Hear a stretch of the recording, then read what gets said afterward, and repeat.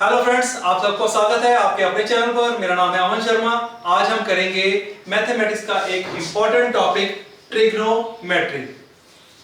कई स्टूडेंट्स को बड़ी इंटरेस्टिंग लगती है, कईयों को बड़ी डिफिकल्ट लगती है। तो आज हम इसका स्टार्ट करेंगे, यानी कि ये एक वीडियो में कंप्लीट नहीं हो पाएगी, लेकिन आज से हम इसको शुरू करेंगे। पहले इसके कुछ बेसिक्स हम क्लियर कर लेते हैं। तो ट्रिग्नोमेट्री होती क्या है? Trigonometry measuring the side of a triangle, यानी कि हम इसमें ट्रायंगल के साइड को मेजर करते हैं। तो हमारे पास यहाँ पर एक ट्रायंगल दिया हुआ है, ट्रायंगल जिसमें हमारे पास एक राइट एंगल। अब राइट एंगल का जो बेस होता है उसको हम बेस ही कहेंगे। जो इसके सामने जो बिल्कुल सीधी लाइन जाती है, सीधी ऊपर जाती है, हम इसको परपेंडिकुलर कहते हैं। परपेंडिकुलर को यहाँ पे शॉर्ट में ग्राफ लिख रहा हूँ। और जो तिरछी साइड जाती है हम इसको हाइपोटेन्यूज कहते हैं। तो इसको हम इस तरीके से लिख लेते हैं, ठीक है। जो तिरछी लाइन है उसको हाइपोटेन्यूज, जो बिल्कुल बेस है जिसके ऊपर सब खड़ा है उसको हम बेस कहते हैं। और बेस के जो सीधा ऊपर जो लाइन जा रही है हम उसको परपेंडिकुलर कहते हैं, यानी कि जिसके ऊपर 90 डिग्री का एंगल बनता है। और हम सबको यह पता है कि एक ट्रायंगल में जहां पर सबसे बड़ा एंगल, हम सबको पता, एंगल सम की प्रॉपर्टी हम सबको पता है कि जो एंगल सम की प्रॉपर्टी है वो ये होती है 180। ये वैसे ट्रिग्नोमेट्री का पार्ट है, लेकिन मैं आपका कंसेप्ट क्लियर करने के लिए आपको बता रहा हूं कि हमें एंगल सम प्रॉपर्टी ये बोलती है कि एक ट्रायंगल के जो इंटरनल एंगल्स हैं इनका सम 180 होता है। और ये जो एंगल का साइन है ये हमें ये दर्शाता है कि ये एक 90 डिग्री का एंगल है। इसका मतलब अगर ये 90 डिग्री का है, इसको मान लेते हैं x और इसको मान लेते हैं y, तो इसका मतलब है x plus y plus 90 is equal to 180। तो कुल मिला के तो ये हो गया कि x plus y is equal to 180 minus 90 is equal to 90। यानी कि ये दो एंगल है, इन दोनों का जो सम है वो 90 होगा। इसका मतलब कि अकेला ये एंगल है ये इन दोनों एंगलों से बड़ा है।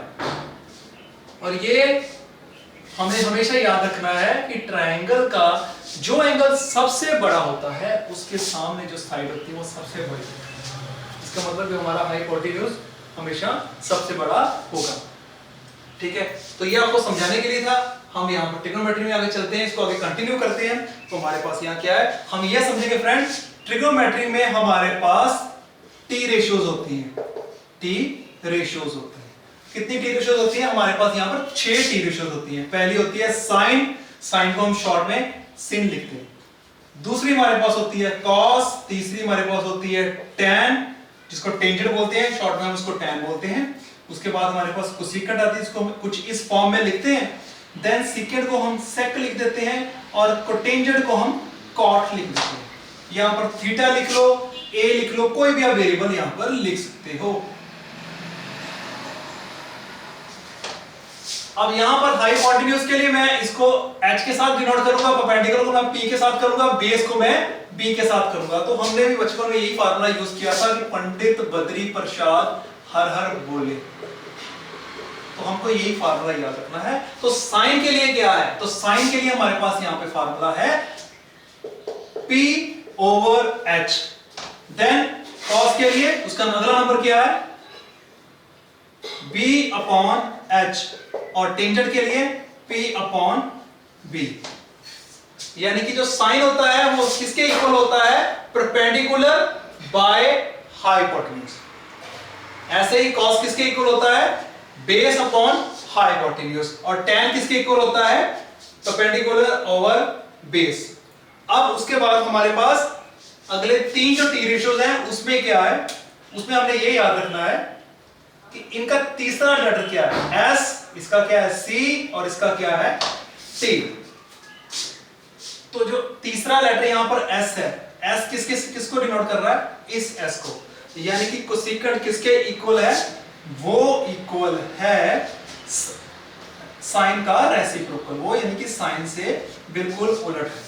और उसी तरह अगर हम कोसेकेंट की बात करते हैं तो सेकेंड का C है तीसरा लेटर, तो C यहां कहां पे आ रहा है? कॉस। यानी कि ये कॉस का रेसिप्रोकल है। तो कॉस क्या होता है?